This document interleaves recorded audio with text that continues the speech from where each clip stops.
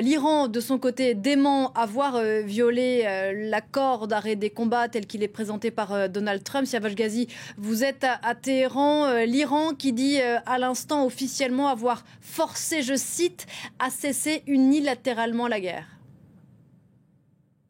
Absolument. En fait, c'est l'état-major des forces armées iraniennes qui vient de démentir l'envoi de tout missile contre Israël et de la violation de l'accord de cessation des hostilités.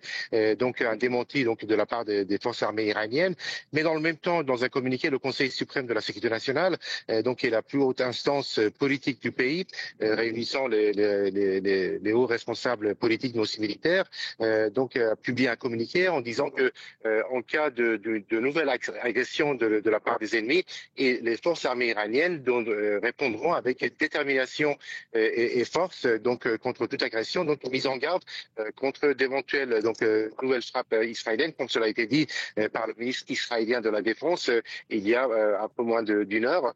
Donc pour Téhéran, il n'y a pas de violation et le cessez-le-feu est maintenu, même si donc il y a des informations côté israélien qui disent le contraire. Une dernière information qui vient de tomber à l'instant, donc ce qui peut vous intéresser.